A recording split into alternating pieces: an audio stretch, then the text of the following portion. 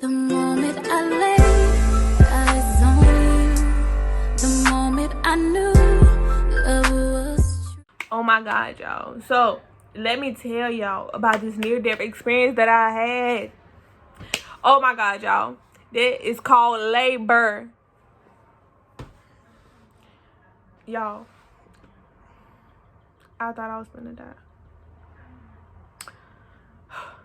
Okay, y'all, so I had my son July 9th, 2019 at 4:20 p.m.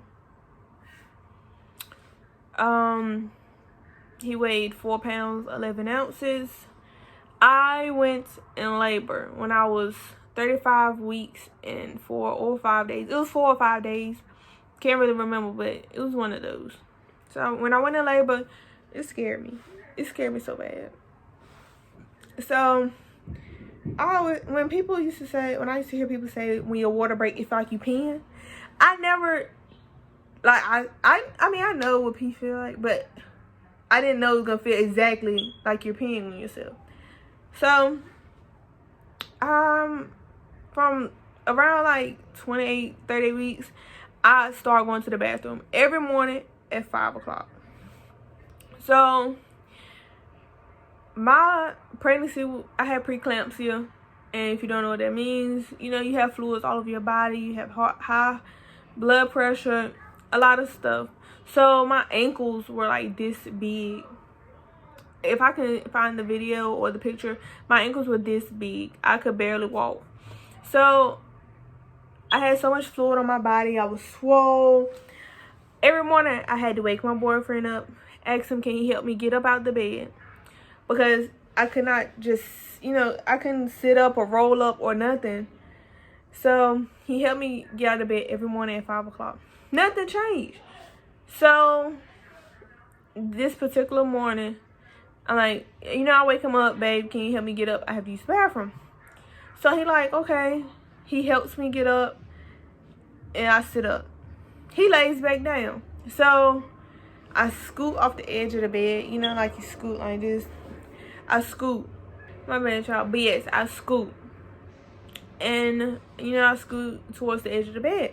Before I could get to the edge of the bed, I just feel like I'm peeing. I feel like I'm peeing. And I wake him up like, babe, I can't stop. He was like, what you mean you can't stop? I was like, can I stop peeing? So I'm like, what?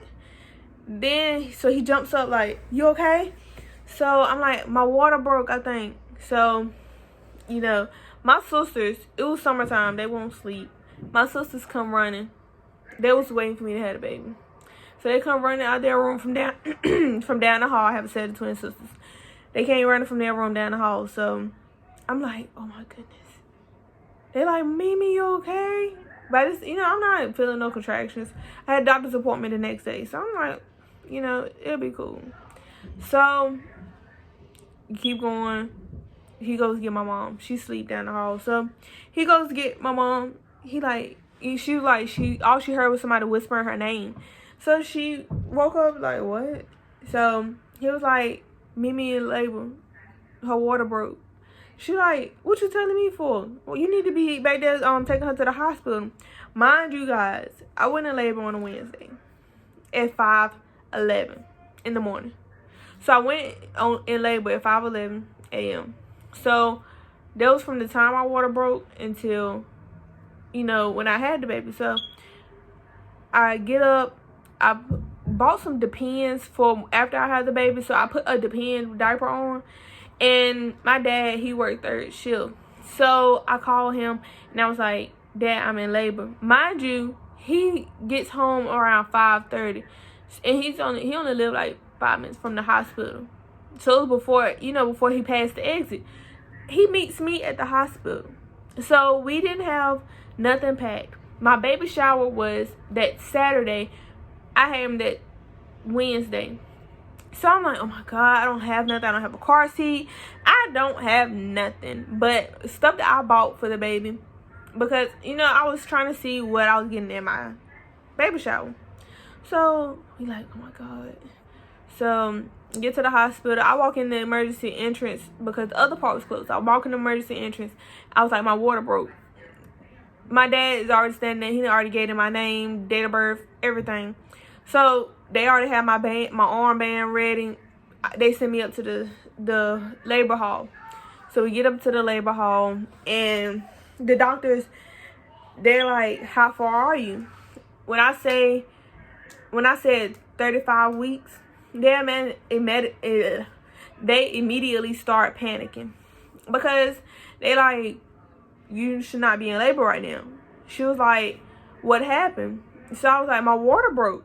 So she was like, okay, I'm gonna put you in this room while we call Duke, see if they have any rooms. Duke is like a bigger hospital than the hospital I went to. I went to like a little community hospital, but so she was like, we're gonna make some phone calls. We're gonna see how far you are. So she checked my cervix. She was like, yeah, your water really broke. And then that's when she told me I was 2 centimeters. I was 2 centimeters and did not know it. I had been to work all week. I was supposed to get up for work that morning. I was still going to work. I hadn't took my maternity leave yet. So I'm like, oh my God, I'm really in labor. She was like, well, Duke doesn't have any rooms available right now, but we are having a baby today. So I'm like, oh my goodness. You know, I started panicking. They hooked me up to like four different bags and IVs and stuff, because before then I had already asked my doctor, do I have preeclampsia? Do I have preeclampsia? They kept telling me no, it was normal swelling. When I got pregnant, I weighed 154. When I had my child, I weighed 136. 236. Like, I should not be this big. And I was so swole. And when I was in labor, it was just, you know, at first I'm like, the contractions coming, you know, they feel like little cramps. I'm like, oh, I can do this. It got to like 4-5 centimeters. I thought I was dying. So I made it to 8 centimeters without epidural. Me having preeclampsia, I can only lay on my right side with a peanut in between my legs. So it was really difficult for me to go by my birth plan that I wanted. You know, be up walking around, exercising, shower, tub, anything like that. I couldn't do it because I couldn't have lights. I couldn't watch TV. I couldn't have a phone. I could not have people in my room besides one person at a time. Plus, I was drugged up because of the fact that I had my heart. Every time I had a contraction, my heart rate went sky high. And, you know, they didn't want that happening, so I could only have one person in the room at a time. The maximum was 2. That was when my mom and my boyfriend was in there. That was all. And, you know, I was drugged up at the time. I know people came. I seen people come. You know, I remember, you know, hearing their voice, but I can't remember what we talked about. I can't remember seeing them. None of that. So, you know, go by, 8 centimeters come. At this point, I already yelled at my mom, my grandma, my baby dad. I yelled at everybody. So, she like, all right, you think you can handle it for the next 2 centimeters? So, I'm like, I need the epidural now. So, she was like, this is the last time you can get, you know, I can actually, you know, you can get it. So, I went on and got it. After I got it, me personally, I did not feel the epidural. As bad as people always make it seem, I did not feel it at all. I was having a contraction during the time I was getting the epidural, so I did not feel it. So, I remember getting the epidural, she laid me back down. Next thing I know, she's coming in the room like, Miss Evans, you gotta wake up. It's time for you to push. So I'm like, push? It's the epidural sped up the process. It was only 20 minutes later. So the doctor, she come in, the little nurse come in before the doctor that delivers the baby. She comes in and she puts my legs up in the little leg things that you put your feet on. So I put my feet up. She takes the cover back and she was like, the baby's coming. She was like, his head was already here. She could see the whole top of his head hanging out. So she runs to go get the other doctor. that was delivering the baby and the midwife. So they come in, I push. Don't ask me how long I pushed for. It felt like eternity. It felt like life. But I finally pushed out my baby at 4:20 p.m. And my son was named Javion Nasir Hicks. He was born, you know, early. He was a little small. He did have a couple complications, but other than that, the love that he had, you know, the support, he was a champion from the day I had him. Even though he had his complications, he overcame them, and I'm proud of him to this day. All the challenges that he could be doing, and you know, everything that he overcomes is just amazing. But yeah, that was my labor and delivery story. Stay tuned for more videos for the mommy talk. Bye guys. But make sure you like, comment, and subscribe.